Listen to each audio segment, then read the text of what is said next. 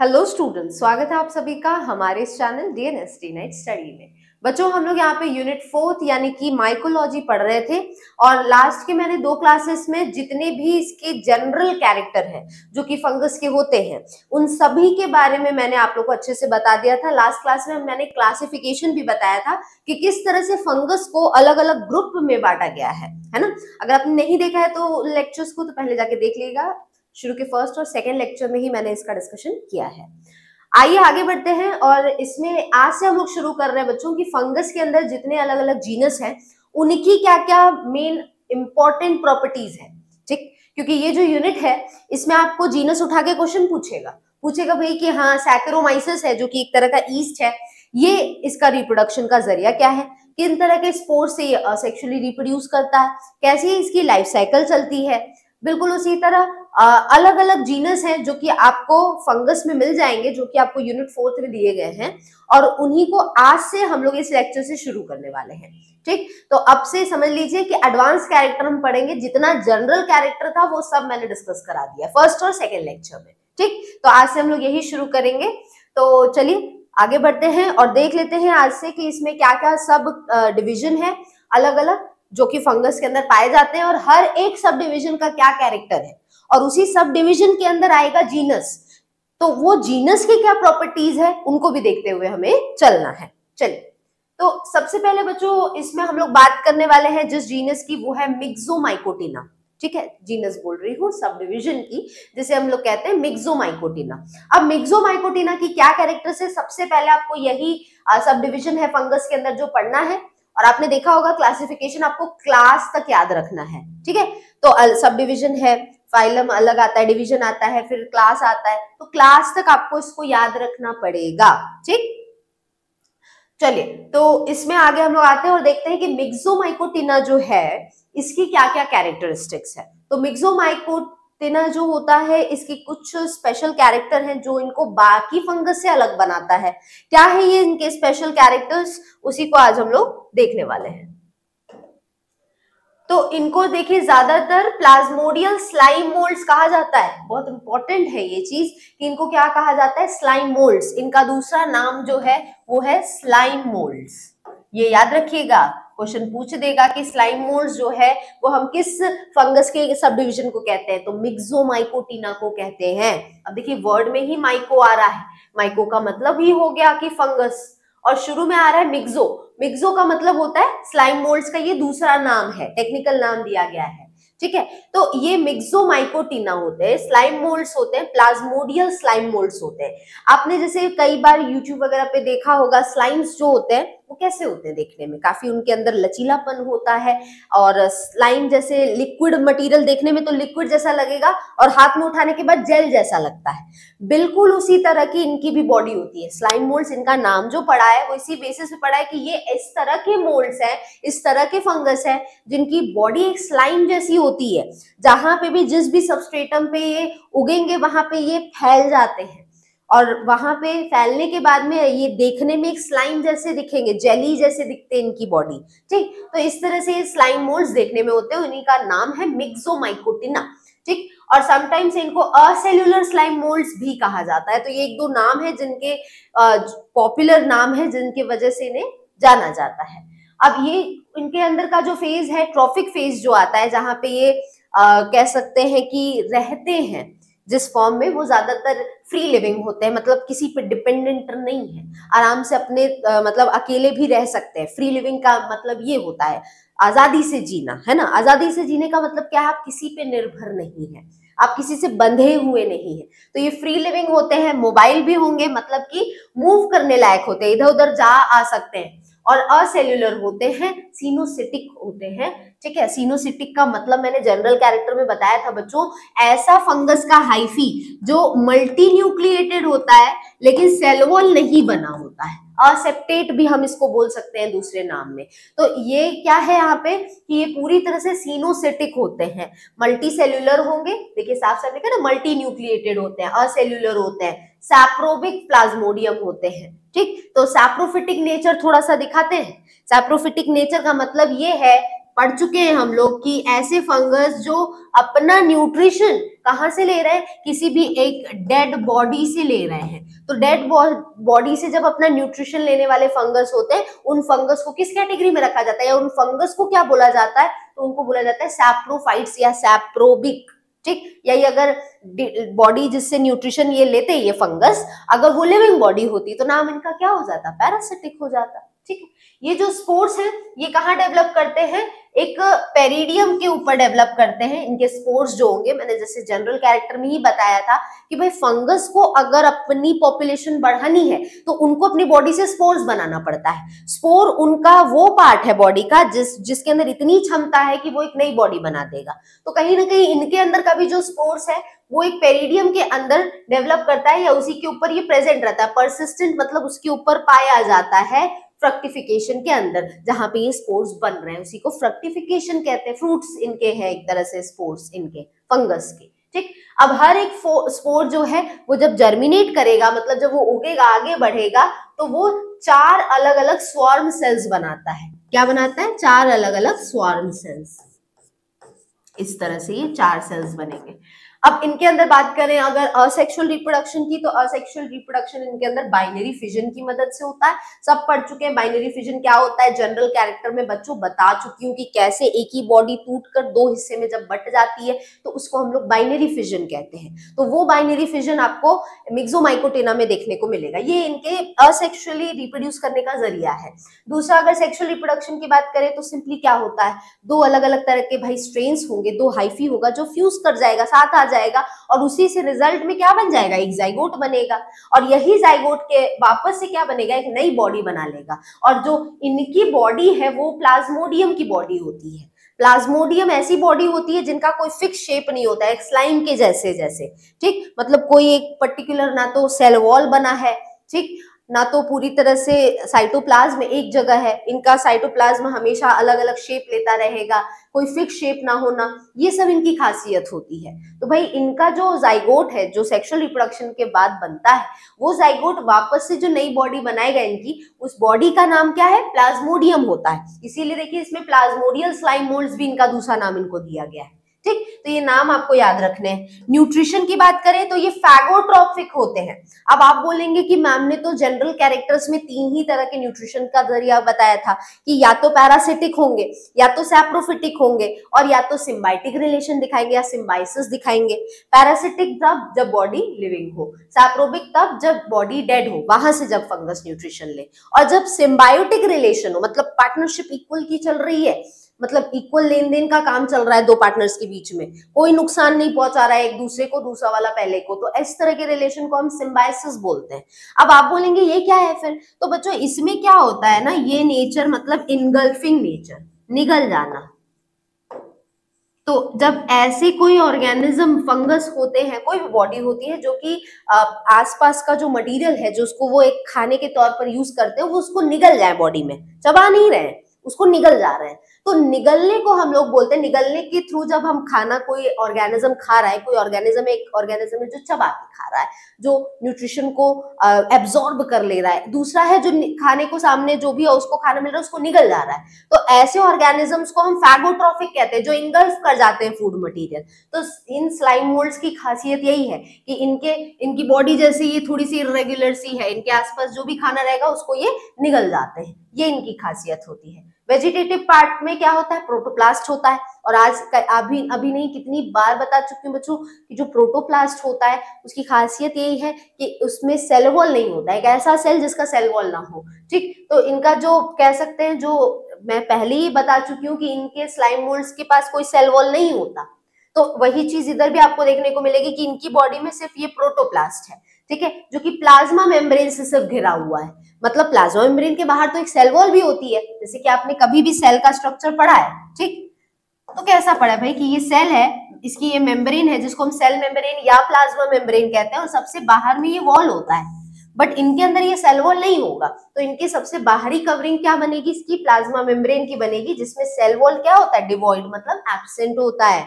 ठीक है, तो सेल वॉल कहाँ प्रेजेंट होगा, on the spores. Cell wall जो है वो स्पोर्स के ऊपर पाया जाएगा अगर वो प्रोड्यूस कर रहे हैं तो तो स्पोर्स के ऊपर भी वॉल कब पाया जाता है बच्चों? जब वो स्पोर तब बन रहा है जब बाहरी कंडीशन उनके लिए फेवरेबल नहीं है, तो स्पोर्स पे ही वॉल होगा। उसके अलावा इनकी बॉडी के जो सेल्स हैं उनमें वॉल नहीं पाया जाएगा। ये पूरी तरह से एक प्रिमिटिव फंगस की तरह इनका बॉडी जो है वो देखने में होता है। प्रिमिटिव का मतलब जो काफी पुराने हैं, जो सबसे पहले बने, तो सबसे पहले जो फंगस बने उनकी तरह इनकी बॉडी होती है। और रिप्रोडक्शन का जो जरिया है वो यहाँ पे देखे तो ये कैसे बनाते हैं, रिप्रोडक्शन स्पोर्स के जरिए ही बनेगा। और स्पोर्स जिसके अंदर बनता है, जिन स्ट्रक्चर के अंदर ढेरों स्पोर पाए जाते हैं, उनको हम स्पोरेंजिया बोलते हैं। तो ये है जनरल कैरेक्टर्स किसके बारे में, मिक्सोमाइकोटेना के बारे में। ठीक है, यहाँ से क्वेश्चंस आपको क्या क्या बनेगा, स्लाइम मोल्ड्स सेल्यूलर है, बॉडी सिनोसिटिक है मतलब कि मल्टी सेल्यूलर है।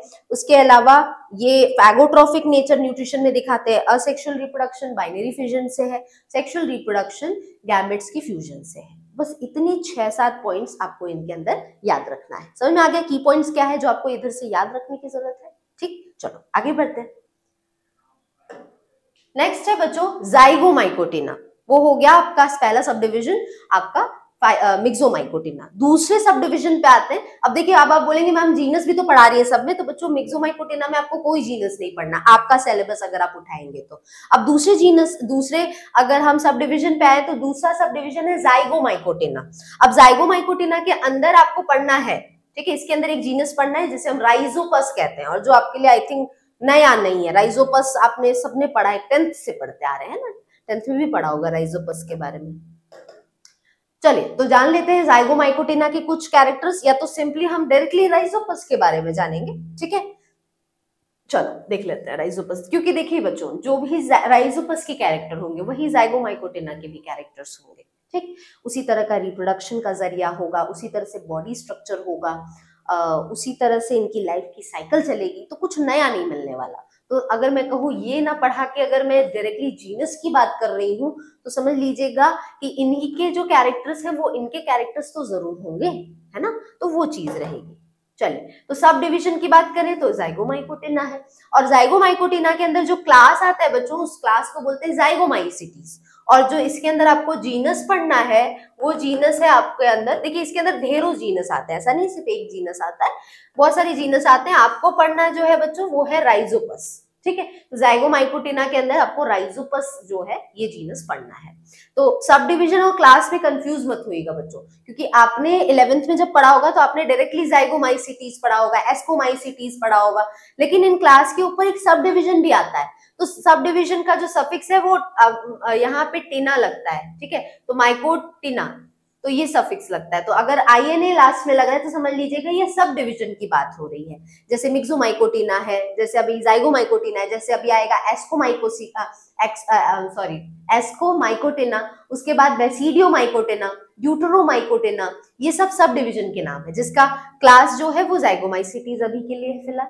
तो जान लेते हैं इनके बारे में, जान लेते हैं राइजोपस के बारे में जान लेते हैं। तो राइजोपस क्या है बच्चों, इसका दूसरा कॉमन नेम है, इससे पहले भी बताया है आई थिंक, हल्का याद आ रहा है मुझे, नहीं बताया है तो जान लेंगे वापस। इसको हम लोग राइजोपस को ब्रेड मोल्ड भी कहते हैं, क्योंकि ज्यादातर जो ब्रेड आप खाते हैं मार्केट से, जो ब्रेड लेकर आते हैं, अगर देखे होंगे उसकी एक एक्सपायरी डेट होती है, वो डेट से जब उसको 1-2 हफ्ते आगे हो जाएंगे तो आप देखेंगे ऑटोमेटिकली उस फंगस के ऊपर एक सफेद कलर की परत चढ़ जाती है, कई बार एक हरे कलर की भी परत चढ़ती है, कई बार ये सफेद कलर की परत चढ़ती है। अगर ये कॉटन जैसा एक परत आपको फंगस जो होता है ये अगर आपको उगते हुए दिख रहा है किसी भी ब्रेड के ऊपर, तो समझ लीजिएगा वो फंगस और कोई नहीं राइजोपस है, जिसके वजह से इसका दूसरा नाम ब्रेड मोल्ड पड़ा है। ठीक है, मोल्ड का मतलब ये फंगस होता है, तो ये जो फंगस है ये ब्रेड पे लगता है, इसीलिए इसका दूसरा नाम ब्रेड मोल्ड पड़ा है। बॉडी की बात करें तो बॉडी आपको साफ साफ दिख रही है। कुछ जनरल कैरेक्टर जब मैंने फंगस के पढ़ाए थे स्टार्टिंग के 2 लेक्चर में, तभी मैंने बता दिया था कि पूरी बॉडी में होता क्या है। पूरी बॉडी में नीचे आपको देखने को मिलेगा ये हाइफी होता है, हाइफी के ऊपर यहाँ पे एंड पर आपको क्या देखने को मिलता है, गोल सा स्ट्रक्चर होता है जिसे हम स्पोरेंजियम बोलते हैं या स्पोरेंजिया बोलते हैं, और इन्हीं स्पोरेंजिया के अंदर आपको बनते हुए दिखेंगे ढेरों स्पोर्स।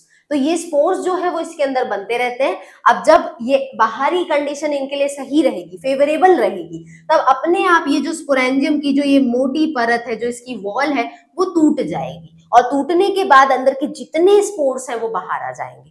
तो इस तरह से ये काम करते हैं, इस तरह से इनकी बॉडी होती है। तो याद रखिएगा यहाँ पे, जैसे कि देखिए बच्चों, ये आपका हाइफी है, ठीक है, ये जो ऐसे फैल रहे हैं, देखिए एक तो हो गया कि बॉडी ऊपर की तरफ जा रही है, एक होती है ना कि फंगस एक जगह लगता है, फिर धीरे धीरे आप देखते होंगे वो पूरी जगह सबस्ट्रेटम कुछ भी हो उसके ऊपर ये तेजी से फैलना शुरू करते हैं। तो ये फैलेंगे किसकी मदद से? स्टॉलन की मदद से, उसकी मदद से ये फैलना शुरू करते हैं। और ये स्पोरेंजियोफोर होता है, ये भी हाइफी का एक पार्ट ही है, ठीक है। ब्रांच के लिए मैंने शुरू में ही बताया था एक सफिक्स लगता है 4, और सिंस इस ब्रांच के ऊपर स्पोरेंजियम बन रहा है तो इसके लिए आगे हम लगा देंगे कि ये है आपका स्पोरेंजियोफोर, ठीक है। तो ये स्पोरेंजियोफोर है, इसी के ऊपर ये स्पोरेंजियम है, स्पोरेंजियम के अंदर स्पोर्स है। ये इनकी पूरी बॉडी का स्ट्रक्चर है। तो इनके अंदर यहाँ पे सिनोसिटिक हाइफी होता है। सिंस देखिए बच्चों, मैंने शुरू में जब मैंने क्लासिफिकेशन बताया था तब भी मैंने बताया था, जितनी शुरुआती टाइम पे आप फंगस पढ़ेंगे, मतलब जो लोअर फंगस आते हैं, उनकी खासियत ये होती है कि उनकी जो हाइफी होगी, इस हाइफी में न्यूक्लियस मल्टी न्यूक्लिएटेड रहेगा, मतलब न्यूक्लियस ढेरों अमाउंट में एक ही साइटोप्लाज्म में पाए जाएंगे, लेकिन सेल वॉल नहीं बनेगा। तो ये चीज इधर होती है कि ये देखिए सिनोसिटिक हाइफी है, ठीक है।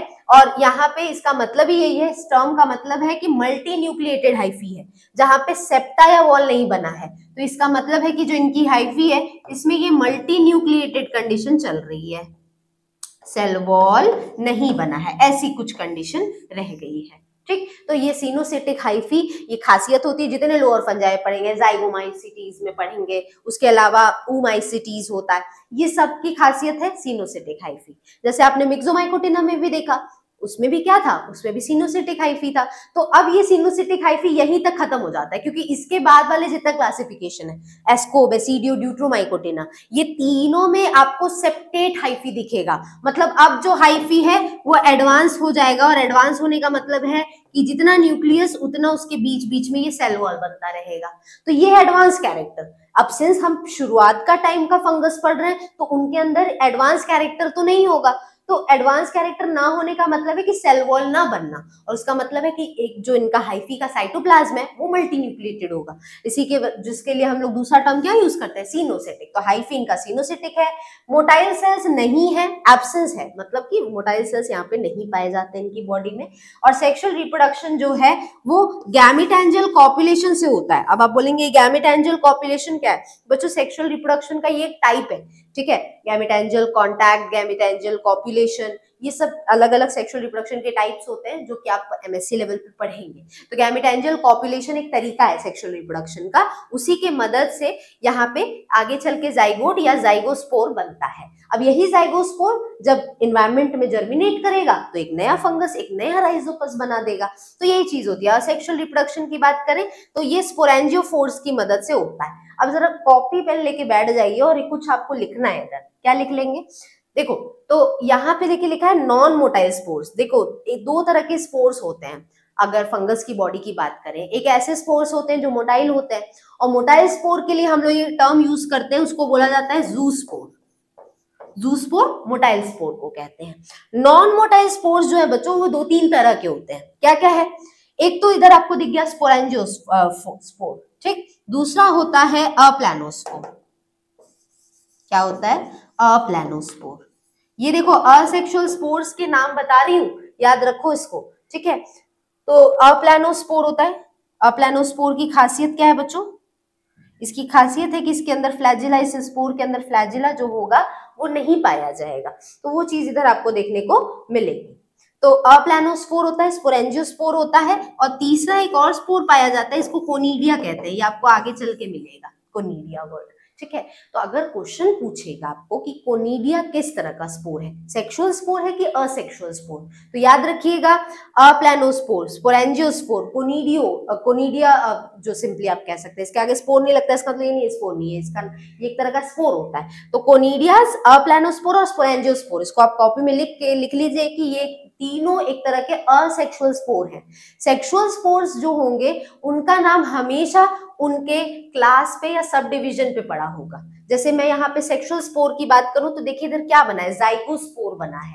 और अगर मैं इसके नाम पे जाऊं तो शुरू में ही जाइगो लिखा है, अगर सब डिविजन का नाम पे फोकस करिए तो देखिए नाम में ही लिखा है जाइगोमाइकोटिना, और इसका मैं पहले का 4 अक्षर ले लूं तो जाइगो है, तो मतलब इसके सेक्सुअल स्पोर को क्या बोलेंगे, जाइगोस्पोर बोलेंगे। और देखिए ये स्पोर तब बन रहा है ना जब यहाँ सेक्सुअल रिप्रोडक्शन हो रहा है, तो इसी वजह से ये याद रखेंगे बच्चों कि सेक्सुअल रिप्रोडक्शन से जो स्पोर बनता है वो स्पोर का नाम उसके क्लास या सब डिवीजन का जो नाम है उसी से निकल कर बनेगा। अब अगर मैं आगे के सब डिवीजन की बात करूं तो आगे आपको एस्कोमाइकोटिना भी पढ़ना है, ड्यूट्रोमाइकोटिना भी पढ़ना है, बेसिडियोमाइकोटिना भी पढ़ना है।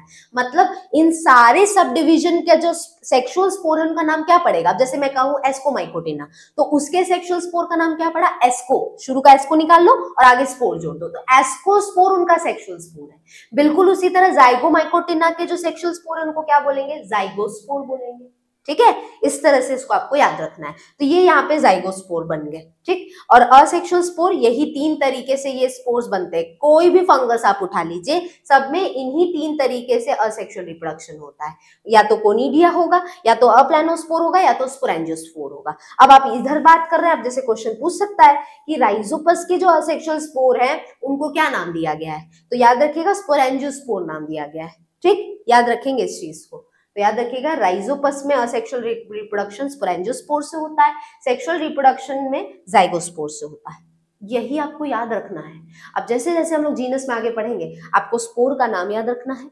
शुरुआत में आपको याद रखना है कि हाइफी कैसा है, सिनोसिटिक है कि सेप्टेट हाइफी है। तो इसके लिए तो मैंने कॉन्सेप्ट ही क्लियर कर दिया है कि लोअर फंजाई मतलब मिक्सोमाइकोटिना और जाइगोमाइकोटिना, सिर्फ यहीं तक सिनोसिटिक रहेगा, आगे जितना पढ़ेंगे सब में सेप्टेट हाइफी मिलेगा। दूसरा आपको याद रखना है सेक्सुअल स्पोर का नाम, और तीसरा आपको याद रखना है सेक्सुअल स्पोर के नाम। अब सेक्सुअल स्पोर के नाम को भी मैंने और आसान बना दिया आपके लिए कि जो नाम है उसी के आगे स्पोर डाल दो, तो सब डिवीजन का नाम है, क्लास का जो नाम है उसी के आगे स्पोर जोड़ दो, वही उसका सेक्सुअल स्पोर कहलाएगा। तो देखो 2 चीजें तो मैंने आसान कर ही दी, आपको बस याद रखना है तो वो है ये असेक्सुअल स्पोर के नाम, जो कि इन तीनों में से कोई भी हो सकता है किसी में भी। अब इसके राइजोपस के केस में स्पोरेंजियोस्पोर है। आगे बढ़े, ठीक है, कॉन्सेप्ट क्लियर है। चलो अब देखो इधर तो कुछ डायग्राम आपको दिख रहा है, ये तो हो गया भाई कि ये आप इलेक्ट्रॉनिक स्ट्रक्चर ऐसा दिखता है जैसे आप, लेकिन अगर देखना चाहे कंपाउंड माइक्रोस्कोप में तो वो आपको कुछ इस तरह से दिखेगा। ठीक है, ये जो आपको व्हाइट व्हाइट दिख रहा है ना, ये व्हाइट कलर जो है वो इनके हाइफी को दर्शाता है, और जो डॉट डॉट आपको छोटा छोटा दिख रहा है ना वो इनके स्पोरेंजियम को दर्शाता है। मतलब कि राइजोपस में जो स्पोरेंजियम होता है वो कैसा होता है, ब्लैक कलर का होता है, जबकि राइजोपस का जो हाइफी होता है वो कैसा होता है, वो व्हाइट कलर का होता है। ये भी आपको याद रखना है। आप बीएससी लेवल पे आ गए, आपको कलर वगैरह भी पता होना चाहिए। ठीक है, तो इस तरह से दिखता है, थोड़ा सा जूम इन करके दिखा देती हूँ। ये देखो, ये इस तरह का ये राइजोपस एक्चुअल में देखने में ऐसा ही होता है। अब जब ये स्पोरेंजियम जो आपको दिख रहा है उसकी मात्रा जब बढ़ने लगती है तो फंगस पे जो आपको ब्रेड पे फंगस दिखेगा यही राइजोपस, वो आपको काला दिखने लगता है। ठीक है, शुरुआत में देखेंगे तो सफेद ज्यादा दिखेगा, फिर धीरे धीरे जब उसमें स्पोरेंजियम्स की मात्रा बढ़ने लगेगी तो आप देखेंगे वो काला दिखने लगता है। अगर वही ब्रेड पे अगर आपको एक ग्रीन परत दिख रही है तो समझ लीजिएगा वहां पेनिसिलियम नाम का एक फंगस है। ठीक, चलो तो ये फंगस खत्म हुआ, एक जीनस हमने पढ़ लिया कि राइजोपस जो है वो कैसे होते हैं। आगे थोड़ा सा इनके बारे में और डिटेल जानेंगे, इनकी बॉडी के बारे में, इनके अंदर होने वाले रिप्रोडक्शन के बारे में। ठीक, चलो तो राइजोपस देखिए बच्चों एक जीनस है, genus of saprophytic and parasitic fungi. तो ये जो जीनस है ये आप देख ही चुके हैं कि किसके अंदर आ रहा है, जाइगोमाइकोटिना के आ रहा है अंदर। तो इनकी खासियत क्या है कि ये सैप्रोफिटिक भी हो सकते हैं और पैरासिटिक भी हो सकते हैं, मतलब डेड बॉडी से भी न्यूट्रिशन ले सकते हैं और लिविंग बॉडी से भी।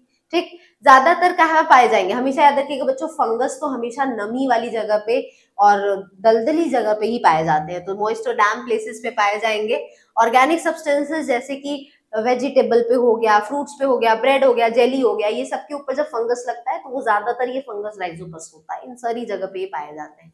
इनके वेजिटेटिव स्ट्रक्चर मतलब कि जब ये आगे इनकी ग्रोथ हो रही है उस समय पे इनका जो स्ट्रक्चर है, इसके अंदर सिनोसिटिक हाइफी है, बता चुकी हूँ, मतलब मल्टी न्यूक्लिएटेड हाइफी है, और ब्रांच्ड भी है, ये याद रखिएगा। मल्टी न्यूक्लिएटेड के साथ में जो हाइफी है उसमें ब्रांचिंग है, मतलब वो हाइफी जो आएगा उसमें ऐसे ऐसे आपको ब्रांचेस देखने को मिलेंगे, ये आपको अभी दिखाई डायग्राम में। ठीक, अब यहाँ पे ये ज्यादातर वेरियस तरह के केमिकल्स और अल्कोहलिक प्रोडक्ट्स बनाने में इनका काम आता है। तो बहुत सारे केमिकल्स और प्रोडक्ट्स, अल्कोहलिक प्रोडक्ट्स ये बनाते हैं राइजोपस। कुछ स्पीशीज जैसे राइजोपस जिससे प्लांट में डिजीज होता है बच्चों, उसमें आ जाता है यहाँ पे। आप देख लीजिए बहुत सारे ऐसे स्पीशीज है, जैसे सबसे कॉमन और फेमस राइजोपस का जो स्पीशीज है, देखो ये राइजोपस तो जीनस है ना, इसकी भी लेकिन ढेरों स्पीशीज होती है। तो इसमें आपका सबसे कॉमन आता है स्टोलोनिफर, राइजोपस स्टोलोनिफर। देखो हमेशा याद रखिएगा कि जब भी आप ये नाम लिख रहे हैं, जैसे देखिए मैंने ये गलती की, तो मैंने आर कैपिटल नहीं लिखा था, आपको ये लिखना है, ठीक। जब भी जीनस स्पीशीज का नाम लिख रहे हैं तो जीनस का नाम हमेशा कैपिटल लेटर से शुरू होगा, स्पीशीज का नाम हमेशा स्मॉल लेटर से, और दोनों को अंडरलाइन किया जाना चाहिए, है ना। ये पढ़ चुके होंगे आप लोग, इसमें जूलॉजी में पढ़ाया होगा मैंने, ठीक है, मैंने ही पढ़ाया था आप लोगों को, पहले यूनिट में ही इसके बारे में जिक्र था, हर्बेरियम के बारे में। जीनस स्पीशीज का नाम लिख रहे हैं तो क्या क्या रूल्स हैं जो फॉलो करने चाहिए, तो उसमें आपने ये चीजें पढ़ी है, तो पढ़ी है तो उसको इधर अप्लाई भी करेंगे, सिर्फ पढ़ के छोड़ नहीं देना है। तो इससे बहुत सारे डिजीज और इन्फेक्शन होता है ह्यूमंस में, और यहाँ पे ह्यूमंस वगैरह में और प्लांट्स में जो डिजीज होता है ये इनको कहा जाता है म्यूकोरमाइकोसिस, ठीक है, क्या कहा जाता है, म्यूकोरमाइकोसिस, याद रखिएगा। चलो अब आ जाते हैं इनके स्ट्रक्चर और फंक्शन पे। अब स्ट्रक्चर तो ऑलमोस्ट हमने देख ही लिया है, फिर भी फटाफट से देख लेंगे, कुछ नया नहीं मिलेगा। तो ये जितने फंगस है ये काफी तेजी से ग्रो करते हैं, लेकिन इसीलिए लिखा हुआ है कि फास्ट ग्रोइंग फंगस है, और इनका देखने में कैसे होते हैं, कॉटनी, मतलब कि जो रुई है ना उसकी तरह होते हैं देखने में, मतलब अगर ये फंगस ब्रेड पे लगा है तो आपको देखने में लगेगा जैसे कॉटन बिछा हुआ है, उसकी तरह दिखते हैं, क्योंकि इनका माइसीलियम ही ऐसा होता है, सफेद सफेद होता है ना माइसीलियम, तो इसी वजह से। और माइसीलियम क्या था बच्चों, ग्रुप ऑफ हाइफी, याद रखिएगा। अब ये जो बॉडी है राइजोपस की, इसके अंदर ब्रांच्ड माइसीलियम है, शुरू में बता चुकी हूँ, अब इससे पहले भी देखा कि माइसीलियम इनका अंदर ब्रांच है, ठीक। माइसीलियम सिनोसिटिक है, ये भी पता चल चुका है। 3 अलग अलग तरीके के हाइफे इनकी बॉडी में पाए जाते हैं, ये याद रखना है आपको, क्या है वो 3 अलग अलग तरह के हाइफे। पहला आता है इसमें स्टोलन, दूसरा आता है राइजोइड्स, और तीसरा आता है स्पोरेंजियोस्पोर, ठीक है। तो अब देखिए यहाँ स्पोरेंजियोस्पोर नहीं लिखा है बच्चों, यहाँ लिखा है स्पोरेंजियोफोर, और अभी थोड़ी देर पहले मैंने बताया है कि फोर का मतलब क्या होता है, ब्रांच होता है। तो इनके अंदर ये 3 अलग अलग तरह के ब्रांच कहो या हाइफी कहो, बात वही है ना। तो अलग अलग तरह के हाइफी होते हैं। एक स्टोलन होता है, स्टोलन आपने अभी थोड़ी देर पहले देखा डायग्राम में, इधर देख लो, कहाँ देखा, इसमें देखा, चलो तो ये देखिए, तो ये क्या था आपने ये जो देखा है, ये क्या है, स्टोलन ही तो है, देखिए इधर लिखा हुआ है, तो ये स्टोलन है। तो स्टोलन ही होता है इनकी हाइफी में, ये सब देखिए हाइफी का हिस्सा है अलग अलग, ये नहीं समझेंगे कोई और पार्ट है, कोई और पार्ट है, सब वही पार्ट है। अगर बिछा हुआ है, ऐसे ग्रो कर रहा है तो स्टोलन कह रहे हैं, लॉन्गिट्यूडनली ग्रो कर रहा है तो हाइफी कह रहे हैं, अगर उसका ग्रुप पाया जा रहा है तो आप उसको माइसीलियम कह रहे हैं, तो सिर्फ नाम बदला है, सब है हाइफी, है ना। तो इधर भी देखेंगे तो इनके अंदर स्टोलन भी होता है, स्पोरेंजियोफोर भी होता है। स्पोरेंजियोफोर हम किसको कहेंगे, देखिए इधर लिखा हुआ है पहले से, तो मतलब बच्चों जो ब्रांच पे ये स्पोरेंजियम उगता है उसको स्पोरेंजियोफोर कहते हैं, तो ये स्पोरेंजियोफोर आएगा, ये स्टोलन आएगा, और नीचे में ये हाइफी आएगा। ये 3 स्ट्रक्चर्स इनकी बॉडी में पाए जाते हैं, तो यही आपको इधर याद रखना है। तो स्टोलन जो है वो यहाँ पे सबसे पहले स्टोलन की बात करते हैं, स्टोलन है, राइजोइड्स है, और तीसरा है स्पोरेंजियोफोर। तो स्टोलन की बात करें तो ये इंटरनोडल रीजन पे पाया जाता है, मतलब 2 नोड के बीच में, 2 गांठ के बीच में, जो हाइफी के में गांठ होती है उनके बीच में ये पाए जाते हैं, और ये ज्यादातर एक आर्च जैसा बनाते हैं, एक ऐसा कर्व जैसा बनाएंगे जो कि पूरी तरह से सबस्ट्रेटम से, मतलब जिसके ऊपर ये फंगस उग रहा है उस सबस्ट्रेटम से ये टच करते हैं, ठीक है। और ज्यादातर ये क्या करते हैं, स्टोलन जो है वो हॉरिजॉन्टली, मतलब इस तरह से फैलता है, फंगस को ग्रो कराने में मदद करता है। दूसरा है राइजोइड्स, तो बच्चों राइजोइड्स आपने पढ़ ही लिया है, काफी बार पढ़ा है, रूट लाइक स्ट्रक्चर होते हैं, है ना, रूट लाइक स्ट्रक्चर। तो ये वहां बनते बच्चों जहां पे स्टोलन ने सबस्ट्रेटम को छुआ है, तो सबस्ट्रेटम को छूने के लिए स्टोलन कहाँ आया था, एकदम नीचे के हिस्से में आया था, कुछ इस तरह से, ये सपोज करिए स्टोलन था, तो यहाँ अगर स्टोलन है तो इसी के नीचे ये जो रूट लाइक स्ट्रक्चर है, इसी को क्या कहा गया है, राइजोइड्स कहा गया है, ठीक है। ज्यादातर ये ब्रांच होते हैं, देखिए ब्रांचिंग है ना, 1 ब्रांच, 2 ब्रांच, 3 ब्रांच, 4 ब्रांच, तो इस तरह से इसमें ब्रांचेस देखने को मिलते हैं, जो कि माइसीलियम को कहीं ना कहीं एंकर करता है। एंकर करने का मतलब उसको सपोर्ट देता है, जो काम बच्चों रूट का होता है। प्लांट में जो रूट है वो क्या करता है, जड़ें क्या करती है, उसको मजबूती देती है, उसको खड़े रहने में मदद करती है। बिल्कुल उसी तरह इस पूरे जो आपका फंगस है, इसके भी जो ये रूट लाइक स्ट्रक्चर है, राइजोइड जिन्हें कह रहे हैं, वो भी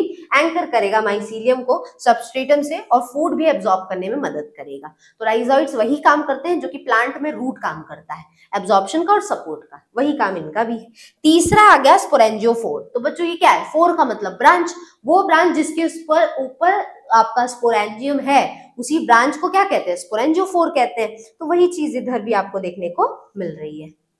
ठीक, देखिए तो ये एरियल और रिप्रोडक्टिव माइसीलियम है, ठीक है, ये हवा में मतलब ऊपर के कांटेक्ट में जो एटमॉस्फेयर है वहां पे पाए जाते हैं, माइसीलियम होते हैं। और ज्यादातर ये कैसे होते हैं, ब्रांच्ड होते हैं, इनके अंदर ब्रांचिंग पाई जाती है। और इसके अंदर क्या होता है, स्पोरेंजियोस्पोर होता है, तो इनके अंदर स्पोरेंजियोस्पोर पाए जाते हैं। याद रखिएगा, स्पोरेंजियोफोर नहीं है, स्पोरेंजियोस्पोर है।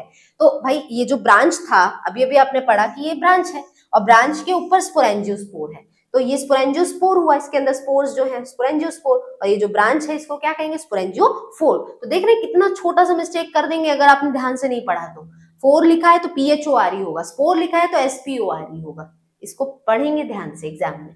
तो ये टर्मिनली मतलब एकदम एंड पे ये पाया जाता है। सेल वॉल जो है यहाँ पे इसका वो काइटिन का बना रहता है, ठीक है, काइटिन एक तरह का शुगर है, ठीक है, उससे मिलकर ये बनता है। और साइटोप्लाज्म ज्यादातर कैसा होता है, मल्टी न्यूक्लिएटेड होता है, मतलब अगेन क्या है, राइजोपस, अभी तक हम जाइगोमाइकोटिना में ही है, तो सिनोसिटिक हाइफी ही देखने को मिलेगा।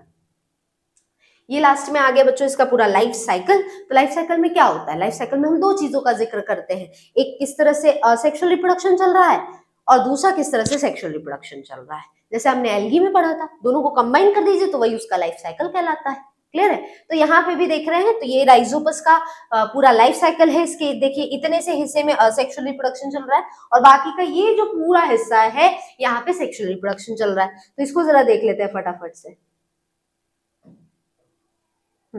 ठीक है, अब वो दिख रहा होगा, थोड़ा जूम इन कर दे रही हूँ। ठीक, चलो देख लेते हैं। तो इसमें सबसे पहले सेक्सुअल रिप्रोडक्शन देख लेते हैं। ये देखिए इधर लिखा हुआ है, ये सेक्सुअल रिप्रोडक्शन चल रहा है। तो सेक्सुअल रिप्रोडक्शन में बच्चों जनरल कैरेक्टर्स जब मैंने लास्ट क्लास में बताया था तभी बता दिया था कि इनके 3 स्टेज होते हैं सेक्सुअल रिप्रोडक्शन कंप्लीट होने के लिए। सबसे पहला आता है प्लाज्मोगैमी, दूसरा आता है कैरियोगैमी, तीसरा आता है मियोसिस।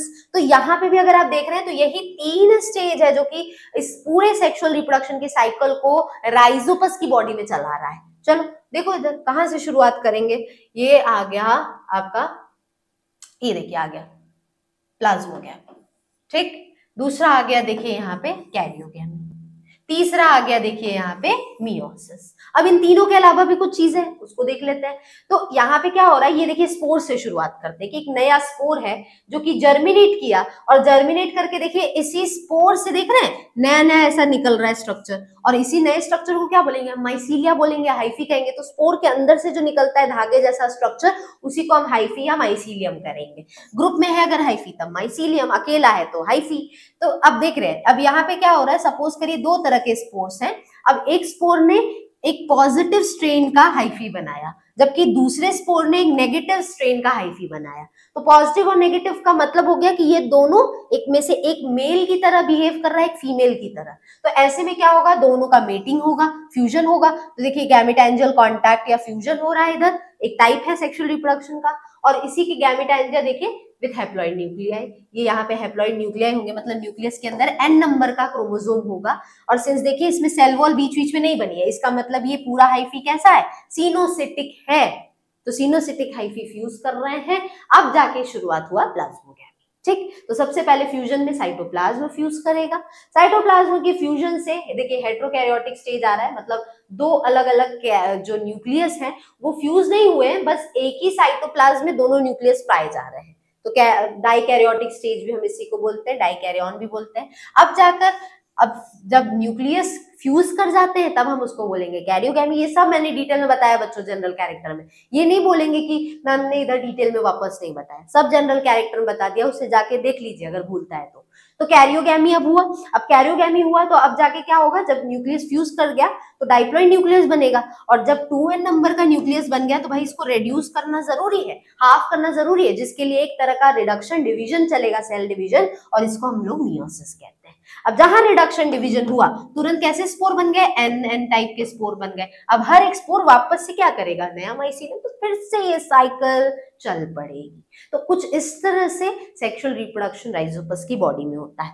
नीचे में थोड़े से हिस्से में देखेंगे तो ये असेक्सुअल रिप्रोडक्शन भी दिया है, इसको जरा देख लेते हैं, ये देखो, ठीक।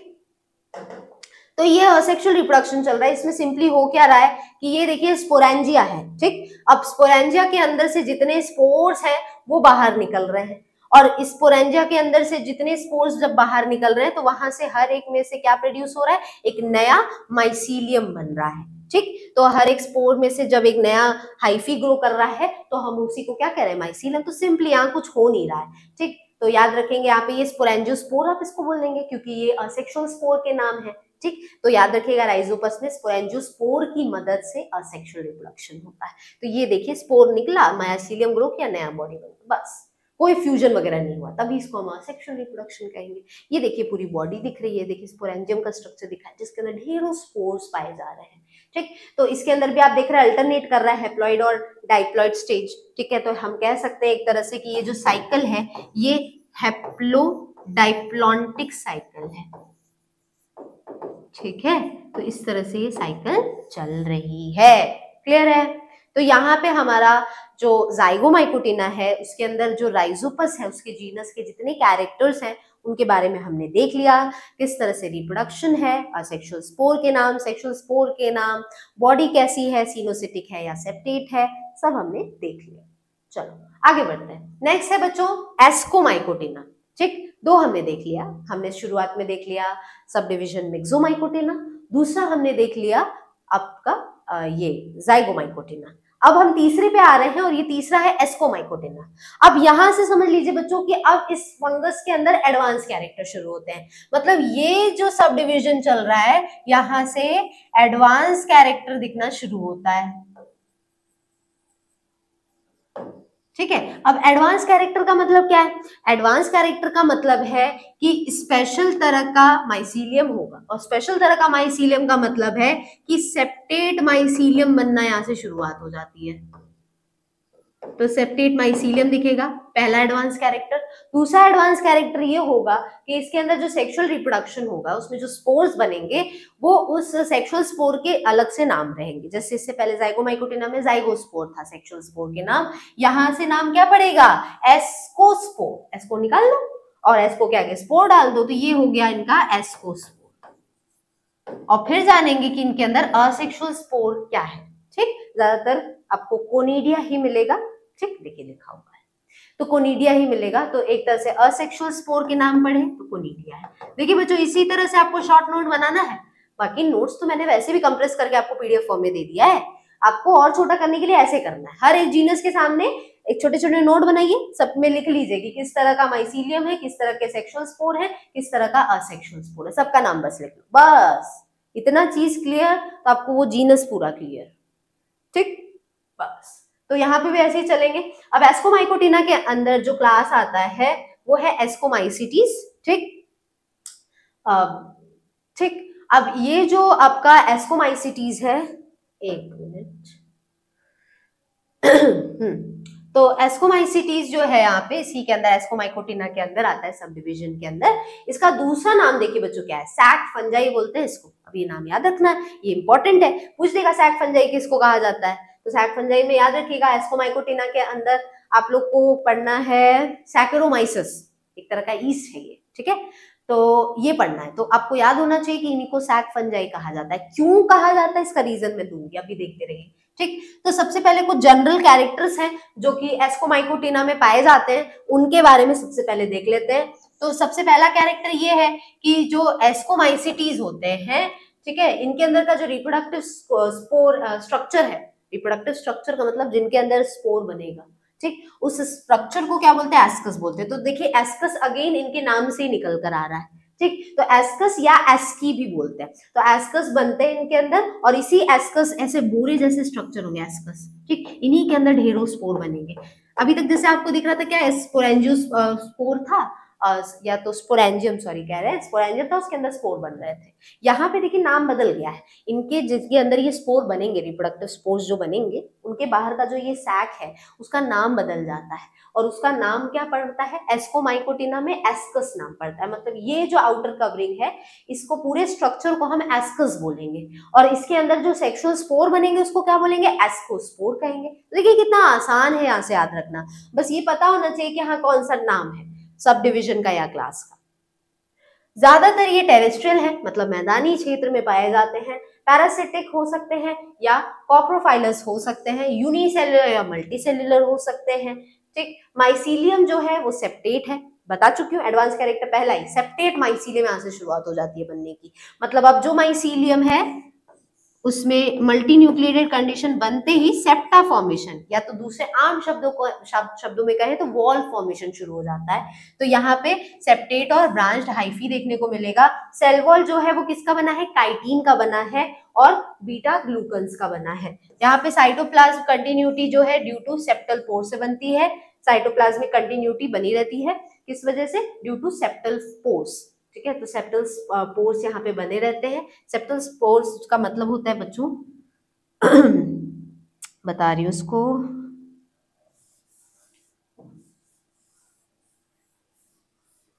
ये लिख लेंगे जो जो चीजें मैंने लिखी है, कुछ अलग से जो आपको पीडीएफ में नहीं दिखता है उसको जरूर लिख लिया करिए।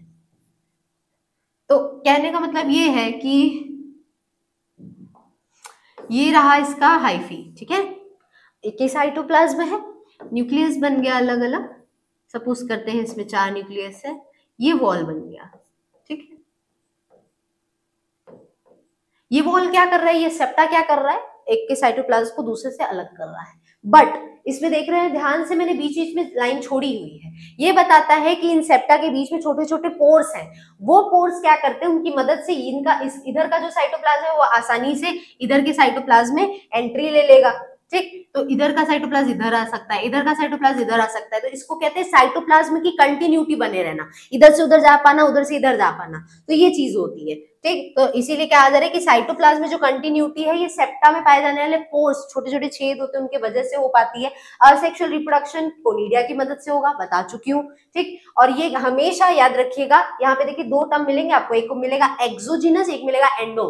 तो एक्सो एंडो का तो टर्म आपको क्लियर होगा ना बच्चों, नहीं होगा तो आज सुन लो। एक्सो का मतलब बाहर, एंडो मतलब अंदर। तो अगर ये मैं कहूं कि कोनिडिया एक्सोजीनसली बन रहा है, मतलब बॉडी के ऊपर जब स्पोर बनते हैं तो उसको हम लोग बोलेंगे एक्सोजीनस, और अगर बॉडी के अंदर स्पोर बन रहे हैं तो हम लोग बोलेंगे एंडोजीनस। तो यहाँ पे जो कोनिडिया है, मैं शुरुआत में बता चुकी हूँ 3 तरह के असेक्सुअल स्पोर हैं, कोनिडिया है, स्पोरेंजियोस्पोर है और अप्लानोस्पोर है। यहाँ पे इनके असेक्सुअल स्पोर का नाम कोनिडिया है।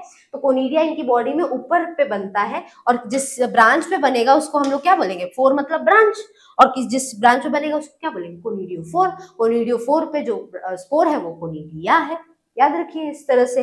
ईस्ट जो है ये, क्योंकि आप एस्कोमाइकोटिना में पढ़ेंगे तो आपको ईस्ट पढ़ना है, और ये आपको सिलेबस में भी है और इसके अंदर आते भी है ईस्ट। ठीक, तो ईस्ट जो है ये सेक्सुअली रिप्रोड्यूस करता है, किसकी मदद से, बडिंग की मदद से। ये आपने 10th में ही पढ़ा है कि ईस्ट रिप्रोड्यूसेस थ्रू बडिंग, है ना, पढ़ा है ना। सेक्सुअल रिप्रोडक्शन जो है वो कैसे होगा, कॉन्जुगेशन से होगा, मतलब फ्यूजन से होता है। जो अलग अलग स्ट्रेन्स है या अलग अलग माइसीलियम है उनके फ्यूजन से होगा, 2 गैमेटैंजिया के बीच में, 2 गैमेटैंजिया जो है अलग अलग उनके बीच के फ्यूजन से होता है। या तो ये होमोथैलिक हो सकते हैं या तो ये हेट्रोथैलिक हो सकते हैं। थैलस या थैलिक का मतलब है बॉडी, तो फंगस की बॉडी पे होमो मतलब सेम, तो अगर एक ही बॉडी पे अगर दोनों रिप्रोडक्टिव हाइफी पाए जाते हैं, जैसे मैं ये भी मैंने जनरल कैरेक्टर बताया था, जैसे ये एक बॉडी है, इस पे एक हाइफी है, ये दूसरा हाइफी है, एक हाइफी जो है वो पॉजिटिव है, दूसरा हाइफी नेगेटिव है, अगर एक ही थैलस पे ये दोनों हाइफी पाए जाते हैं तब फ्यूजन होता है, तो हम लोग ऐसी बॉडी को होमोथैलिक कहते हैं। जबकि अगर मैं कहूँ 2 अलग अलग बॉडी है, एक बॉडी है जिसपे पॉजिटिव स्ट्रेन है सारा, और दूसरी बॉडी है जिसमें सारा नेगेटिव स्ट्रेन है, तो ऐसी बॉडी या ऐसे थैलस को हम बोलेंगे हेट्रोथैलिक। अलग अलग बॉडी पे, हेट्रो मतलब डिसिमिलर, मतलब अलग अलग बॉडी पे अलग अलग ऑर्गन्स बनना, एक ही बॉडी पे जब दोनों ऑर्गन बनेगा तो होमोथैलिक। ठीक, ये कुछ इनके जनरल कैरेक्टर है। तो ये बात हो गई बच्चों एस्कोमाइकोटिना के जनरल कैरेक्टर्स के बारे में। अब इसके अंदर जो आपको पहला जीनस पढ़ना है वो है बच्चों ईस्ट। ईस्ट कहिए या दूसरे आम शब्दों में इसको हम सैकरोमाइसिस कहते हैं। ईस्ट का ये दूसरा आप कह सकते हैं इनका साइंटिफिक नेम होता है, ये पूरा नाम होता है सैकरोमाइसिस सेरेवाइसिया। ठीक है, इसको अंडरलाइन कर लेते हैं। तो ये सैकरोमाइसिस सेरेवाइसिया अंडरलाइन करने की आदत बना लीजिए बच्चों। जीनस स्पीशीज लिखा नहीं, अंडरलाइन अंडरलाइन हमेशा याद रखिएगा, नहीं तो आपको हमेशा प्रॉब्लम होगी, मार्क्स कटते हैं इससे। तो सैक्रोमाइसिस का सबसे पहले तो देखिए बच्चों क्लासिफिकेशन दिया है, ये बहुत इंपॉर्टेंट तो नहीं है पर देख लेंगे। माइकोटा मतलब कि फंगस के अंदर आते हैं, यूमाइकोटिना के अंदर आएंगे। ठीक है, और मतलब एक ट्रू फंगस के कैरेक्टर्स को दिखाते हैं, क्योंकि मैंने बताया ना एस्कोमाइकोटिना से एक एडवांस फंगस के कैरेक्टर्स यहाँ से दिखने लगते हैं। तो यूमाइकोटिना के अंदर आएंगे, उसके अंदर का जो क्लास है वो है एस्कोमाइसिटीज। एस्कोमाइसिटीज के अंदर आएंगे तो हेमिया एस्कोमाइसिटीडी है, उसके बाद एंडोमाइसिटेल्स इनका ऑर्डर है। फैमिली की बात करें तो सैकरोमाइसिटेसी है, और जीनस की बात करें तो सैकरोमाइसिस है। स्पीशीज की बात करें तो सबसे पॉपुलर स्पीशीज है सेरेवाइसिया। तो ये अलग अलग ये इनका क्लासिफिकेशन हो गया। आते हैं इनके हैबिट और हैबिटेट पे, मतलब कहाँ कैसा ये देखने में होते हैं, किस जगह पे ये ग्रो करते हैं, वो हैबिट और हैबिटेट कहलाता है। तो ये हैबिट और हैबिटेट देख लेंगे इनका। बहुत आसान है इनका रिप्रोडक्शन, क्योंकि आपने अभी अभी देखा ही थोड़ी देर पहले कि ईस्ट जो है वो असेक्सुअल रिप्रोडक्शन किसके जरिए करता है, बडिंग की मदद से करेगा। सेक्सुअल रिप्रोडक्शन ऑब्वियस सी बात है एस्कोस्पोर्स बनेंगे, बता चुकी हूँ ना, नाम जो है सब डिविजन का या क्लास का उसी बेसिस पे उनके सेक्सुअल स्पोर का नाम पड़ता है। तो सेक्सुअल स्पोर इनके क्या कहलाएंगे, एस्कोस्पोर्स कहलाएंगे। ठीक, तो इस तरह से हम देखेंगे। हैबिट और हैबिटेट की बात करें तो सबसे पहले इनको ईस्ट कहा जाता है आम शब्दों में। ईस्ट मतलब सैक्रोमाइसिस की बात हो रही है, इसको दिमाग में बैठा लीजिए। फंगस ये सबसे ज्यादा डिस्ट्रीब्यूटेड हर जगह ऑलमोस्ट पाए जाते हैं, हर सबस्ट्रेटम पे जहां पे बहुत ज्यादा मात्रा में शुगर होता है, चीनी, यहाँ पे ऐसा कोई भी सबस्ट्रेटम है जहां मिठास है, अगर वो चीज सड़ना शुरू करती है इसका मतलब है कि उसके ऊपर ईस्ट ज्यादातर लगता है। ठीक, जैसे कि नेक्टर ऑफ फ्लावर्स पे भी ये फंगस लगता है, जहाँ पे फ्लावर पे नेक्टर होता है, फ्रूट्स के सरफेस पे यही फंगस ज्यादातर लगता है। इसी वजह से इसका नाम पड़ा है, इस फंगस का नाम सैकेरोमाइसिस, क्योंकि सैकरम का मतलब होता है शुगर और माइसिटीज का मतलब पढ़ ही चुके हैं फंगस को कहा जाता है। तो शुगर सबस्ट्रेटम पे जो फंगस पाया जाता है उसको हम ईस्ट कहते हैं, या दूसरे शब्दों में उसको हम लोग साइंटिफिक नेम उसको इसीलिए दिया गया है सैकेरोमाइसिस। क्लियर है? चलो, स्पीशीज जो है अलग अलग स्पीशीज सैक्रोमाइसिस के मिट्टी में पाए जाते हैं, एनिमल का जो वेस्ट निकलता है उसमें पाए जाते हैं, दूध वगैरह में भी ये प्रेजेंट होते हैं। सैक्रोमाइसिस जो है इसके यूजफुल और हार्मफुल इंपॉर्टेंस दोनों है। यूजफुल प्रॉपर्टी ये है कि ये फर्मेंटेशन में इसका बहुत इंपॉर्टेंट रोल होता है। ठीक है, ये इंपॉर्टेंट है, इसको मैं आप लोग को एक रिएक्शन दिखा देती हूँ। ये जैसे ईस्ट है, ठीक है, तो ईस्ट फर्मेंटेशन करने में मदद करता है। फर्मेंटेशन का मतलब होता है बच्चों कि ऐसी प्रोसेस, इसको भी मैंने लास्ट क्लास में बताया था कि फर्मेंटेशन होता क्या है, इकोनॉमिक इंपॉर्टेंस में बताया था बच्चों, याद होगा, नहीं है तो पढ़ लेंगे, याद है तो बढ़िया बात है। तो फर्मेंटेशन के होता क्या है कि फर्मेंटेशन के प्रोसेस में ईस्ट जो है वो एक बहुत इंपॉर्टेंट प्रोडक्ट बनाता है और उसको कहते हैं हम इथेनॉल, साथ में बनाता है CO2 और बहुत भारी मात्रा में प्रोड्यूस करता है एनर्जी। ठीक, तो यहाँ पे अगर आप देखेंगे तो ये ज्यादातर ग्लूकोज से बनता है जिसका फॉर्मूला होता है C6H12O6।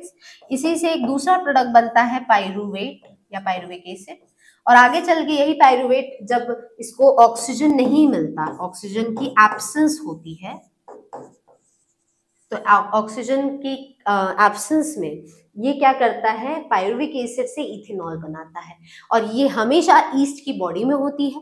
अब ये इथेनॉल क्या है बच्चों, एक बहुत ही स्ट्रॉन्ग ऑर्गेनिक एसिड है।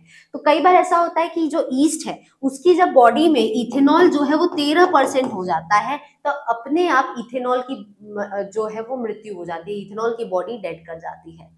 याद रखेंगे इस चीज को।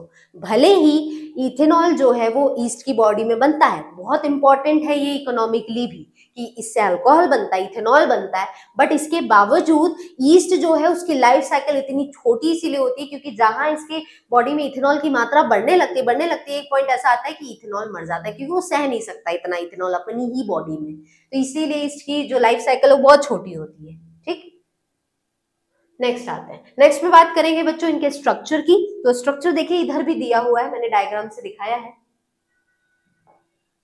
ये देखिए, तो स्ट्रक्चर में कुछ खास नहीं होता है, सिंपल गोल गोल बॉडी होती है। अब यहाँ आपको क्या याद रखना है बच्चों, ये समझ लीजिए। अभी तक देखिए मैंने जितना फंगस बताया सभी में मैंने माइसीलियम बनाया या हाइफी बनाया, सभी में स्पोरेंजियम बनाया, सभी में स्पोरेंजियोस्पोर बनाया। ये अकेले ऐसे फंगस हैं जिनमें कोई भी हाइफी नहीं होता। इसको दिमाग में बैठा लेंगे, क्वेश्चन ये पूछा जा सकता है, बताइए ऐसे फंगस जिनमें कोई माइसीलियम या हाइफी नहीं होता। तो याद रखिएगा ये अकेले यही ईस्ट सैक्रोमाइसिस हैं। ठीक, इनकी बॉडी में कभी भी हाइफी नहीं होता, हाइफी एब्सेंट होता है इनकी बॉडी में। सिर्फ आपको ये छोटे छोटे गोल गोल स्पोर्स दिखेंगे। इनकी बॉडी का मतलब है सिर्फ ये स्ट्रक्चर, बस।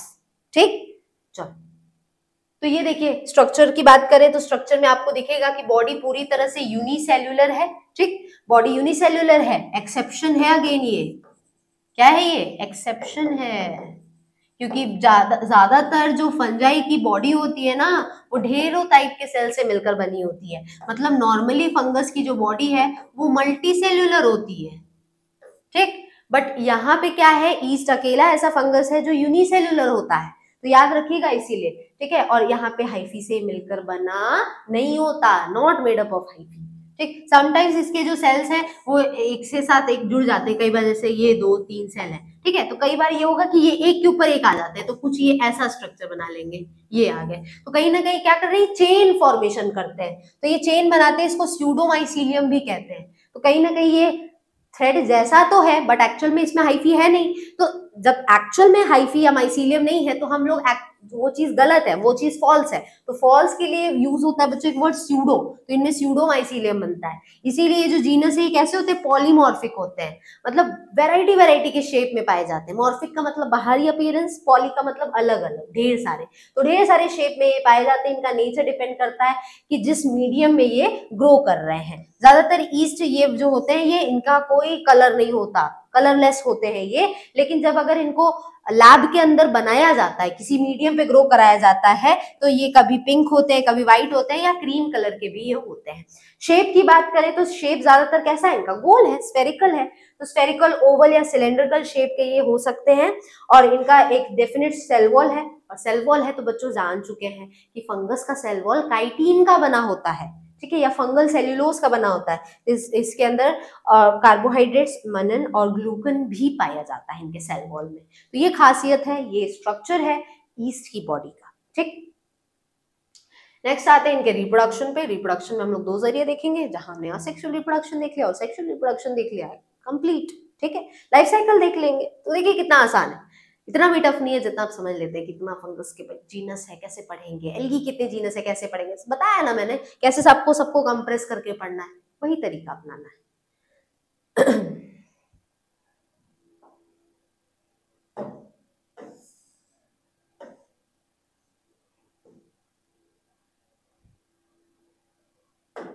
चलो, तो सैक्रोमाइसिस जो है 2 तरीके से रिप्रोड्यूस करेंगे, असेक्सुअल रिप्रोडक्शन भी होगा और सेक्सुअल रिप्रोडक्शन भी होगा।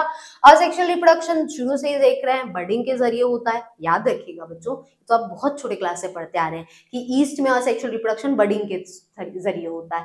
तो ये मेथड यहाँ पे तब अडॉप्ट किया जाता है जब इनको आसपास बहुत ज्यादा मात्रा में खाना मिल जाता है, न्यूट्रिएंट्स मिल जाते हैं। तो ऐसे में क्या होता है, इनका जो न्यूक्लियस है, जो सपोज करिए इसी से एक नई बॉडी बनी है, तो ये इस सेल को हम बोलेंगे मदर सेल। अब इसी से जो नई बॉडी बनेगी, इस तरह से नई बॉडी बनेगी, इस तरह से बॉडी जो है वो बनती जाती है। ठीक है, तो यहाँ पे क्या है कि एक छोटी बॉडी रहेगी जो कि डिवाइड करेगी, माइटोसिस होगा उसमें, और जो मदर सेल है, जैसे सपोज करिए मदर सेल है, तो इसका न्यूक्लियस जो है वो पहले 2 हिस्से में बट जाएगा। अब इसी से माइटोसिस के जरिए ही ये 2 हिस्से में बटेगा, एक न्यूक्लियस, और इसी के बाद तुरंत यहाँ पे क्या कर जाएगा, एक वेजिटेटिव सेल बन जाएगा। ठीक है, जैसे मैं कहूँ ये पूरी एक बॉडी है, इसमें यहाँ पे कैरियोकाइनेसिस हुआ, न्यूक्लियर डिवीजन हुआ, 2 न्यूक्लियस बन गए, तुरंत इसके बीच में क्या हो जाएगा, एक सेल वॉल बन जाएगा। तो अल्टीमेटली ये कैसा दिखेगा आपको, ऐसा दिखेगा, एक के ऊपर एक और नई बॉडी बन गई, तो इसी को बडिंग कहते हैं।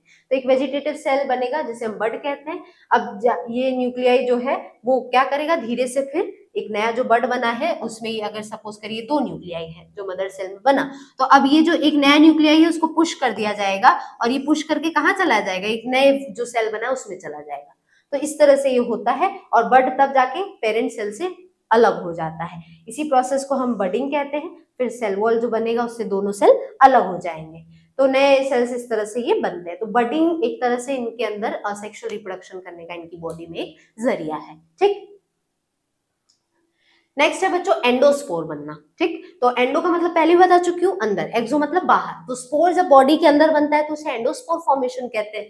तो ये एक ऐसा प्रोसेस है, ये तब अडॉप्ट किया जाता है जब फूड की कमी हो जाती है। अभी देखिए मैंने क्या बताया, जब फूड पर्याप्त मात्रा में है तब क्या हो रहा है, तब बडिंग हो रहा है, और जब फूड मतलब आसपास जो उस फंगस के फूड है उसकी अगर कमी है, स्कैरसिटी है, तो ऐसे में वो एंडोस्पोर बनाएगा। ठीक, तो यहाँ पे क्या है, ये क्या हो सकता है, और फूड और there is a chance of desiccation, मतलब अगर ऐसा है कि उसको आसपास अगर उसने स्पोर बनाया तो वो स्पोर अगर खराब हो गया तो उस केस में वो बडिंग के जरिए रिप्रोड्यूस ना करके वो एंडोस्पोर के जरिए रिप्रोड्यूस करता है। ठीक, तो यहाँ पे जो प्रोटोप्लाज्म है वेजिटेटिव सेल का, वो 4 हिस्से में बट जाता है। ठीक है, आगे चल के हर एक जो है, जैसे कि मैं कहूँ ये एक सेल है, ठीक है, इसमें 4 न्यूक्लियस बन गया, अब हर एक के बगल में क्या हो जाएगा, फिर एक नया सेल वॉल बन जाएगा, इस तरह से होगा ये। ठीक है, और फेवरेबल थिक सेल वॉल बनेगा। अब इसी को हम एंडोस्पोर कहते हैं, क्योंकि बॉडी के अंदर बन रहा है। बडिंग में क्या हो रहा था, एक बॉडी बनी, न्यूक्लियस डिवाइड किया, दूसरा बॉडी बना, उसके अंदर इस न्यूक्लियस को ट्रांसफर कर दिया गया, तो ये देखिए बॉडी के ऊपर बन रहा है। तो बडिंग कहीं ना कहीं एक्सोजेनस है, बॉडी के सरफेस पे नया स्पोर बन रहा है, जबकि एंडोस्पोर में बॉडी के अंदर ही स्पोर बनता है, और ये तभी बनेगा जब बाहर या आसपास खाना नहीं है, कम है, बहुत कम है। तो ऐसे में स्पोर अंदर बनेंगे, जब वापस से भारी मात्रा में इनको बाहर खाना मिलेगा तब यही स्पोर क्या हो जाएंगे, बाहर रिलीज हो जाएंगे। तो ये 2 कंडीशन है असेक्सुअल रिप्रोडक्शन करने का ईस्ट की बॉडी में। ठीक, तो ये एंडोस्पोर्स बनते हैं, जब कंडीशंस फेवरेबल हो जाएंगे तब यही जर्मिनेट करेगा और एक नया चेन ऑफ सेल बना लेगा, मतलब वापस बडिंग करने लगेगा। तो याद रखेंगे कि खाना जब ईस्ट की बॉडी को मिलता है तो असेक्सुअल रिप्रोडक्शन का जरिया बडिंग है, जबकि अगर खाना आसपास नहीं है पर्याप्त मात्रा में तो असेक्सुअल रिप्रोडक्शन करने का जरिया एंडोस्पोर फॉर्मेशन है ईस्ट में। नेक्स्ट बात करते हैं सेक्सुअल रिप्रोडक्शन की। तो सेक्सुअल रिप्रोडक्शन बता ही चुकी बच्चों, ये एस्कोमाइकोटेना के अंदर आते हैं, तो एस्कोस्पोर्स ही बनेंगे। ठीक है, तो सेक्सुअल रिप्रोडक्शन में हमें पता ही है 2 तरह के स्पोर्स फ्यूज करते हैं, तो 2 तरह की हाइफी, सॉरी 2 तरह के हैप्लॉइड सेल्स जो है, हाइफी जो है वो फ्यूज करेगी। तो सिमिलर और डिसिमिलर भी हो सकते हैं, इन्हें गैमेटैंजिया कहेंगे। तो नो कोई स्पेशलाइज्ड सेक्स ऑर्गन्स इनकी बॉडी में नहीं होते हैं। इसी प्रोसेस को हम क्या कहते हैं, होलोगैमी कहते हैं। ठीक, होलो मतलब एक जैसे, गैमी का मतलब फ्यूजन, तो एक ही टाइप के जब यहाँ पे सेल्स या गैमेटैंजिया फ्यूज करते हैं तो उसे होलोगैमी कहते हैं। अब फ्यूज करेंगे तो ऑब्वियस सी बात है भाई, सेक्सुअल रिप्रोडक्शन है तो डाइप्लॉइड जाइगोट ही बनेगा रिजल्ट में, और इसी के अंदर यहाँ पे क्या होगा, itself function as an ascus. अब ये जो जाइगोट है किसकी तरह बिहेव करेगा, एस्कस की तरह। एस्कस मतलब वो बोरा जिसके अंदर वो एस्कोस्पोर बनेंगे, सेक्सुअल स्पोर। ठीक, और इसी के अंदर क्या बनते हैं, एस्कोस्पोर्स बनते हैं मियोसिस के बाद। मियोसिस के बाद एस्कोस्पोर बनेंगे। एस्कोस्पोर्स जो है ज्यादातर गोल या ओवॉइड शेप के होते हैं, बहुत सारे नंबर में पाए जाते हैं, और जब ये बाहर रिलीज होते हैं तो हर एक एस्कोस्पोर एक नया बॉडी ईस्ट का बना देगा।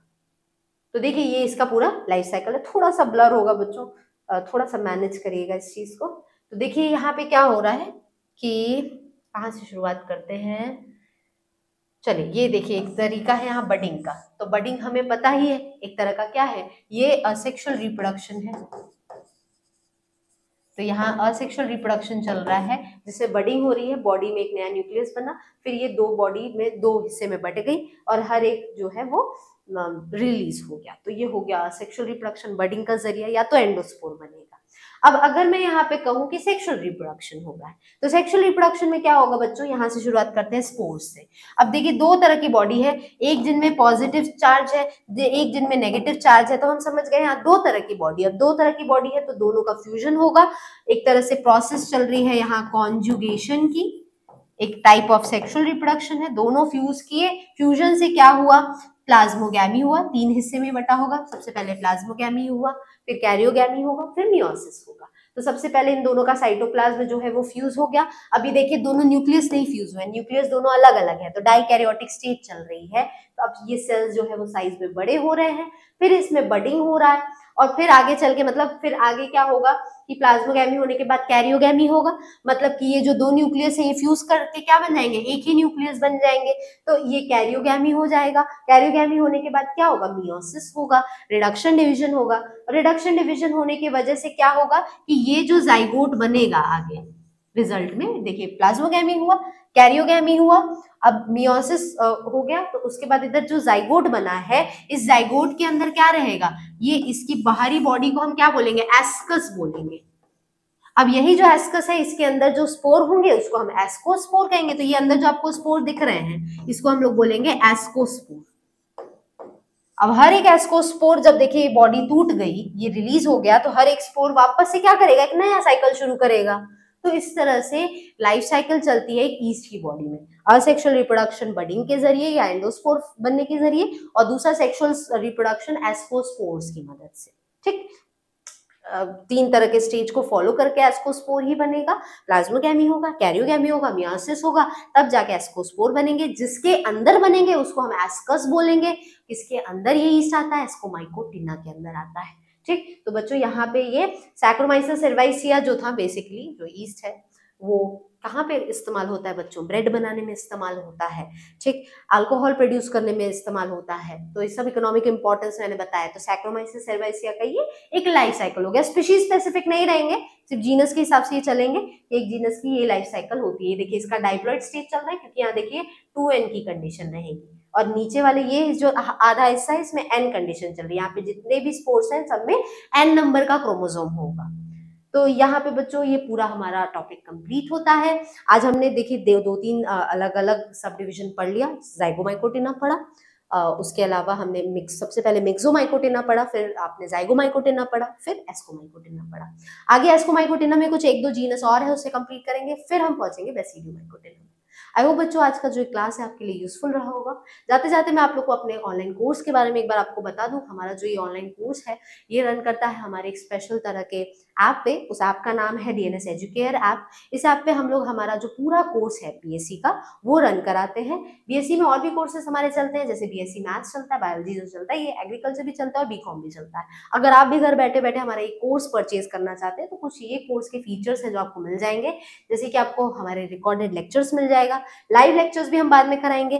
उसके अलावा डाउट सेशन आपको समय समय पे क्लियर कराया जाएगा। ये जो आपको मैं आप लोग को पीडीएफ पढ़ाती हूँ उस पीडीएफ के फॉर्म में आपको नोट्स मिल जाएंगे। उसके अलावा मैं पीवाईक्यूज कराऊंगी क्योंकि जल्द ही हमारा कोर्स कंप्लीट होने वाला है, तो मैं प्रीवियस ईयर के क्वेश्चंस भी सॉल्व कराऊंगी, उसका सॉल्यूशंस भी दूंगी, सैंपल पेपर भी हम लोग सॉल्व करेंगे, और हमारे इससे आपको टाइम टू टाइम गाइडेंस मिलती रहेगी। अगर आप ये सब कोर्स फीचर्स आपको अच्छे लग रहे हैं, अगर आप भी हमारा कोर्स बाय करना चाहते हैं तो सिर्फ ऑफर प्राइस है आपका 1199।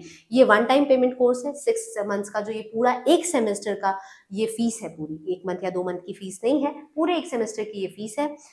एक सेमेस्टर का जो ड्यूरेशन है वो आपका 6 महीने का होता है। 5 महीने के अंदर अंदर हमारा कोर्स कंप्लीट हो जाएगा, और जो कोर्स आपके पास रहेगा ये पूरे 1 साल के लिए वैलिड है। आपके पास एक बार आपने ये कोर्स इतने प्राइस में परचेज किया तो 1 साल तक आपके पास ये कोर्स रहने वाला है। अगर आप भी एडमिशन लेना चाहते हैं तो इधर व्हाट्सएप नंबर इधर स्क्रीन पे आपको दिख ही रहा है, इस पे आप कांटेक्ट करके बाकी इन्फॉर्मेशन ले सकते हैं।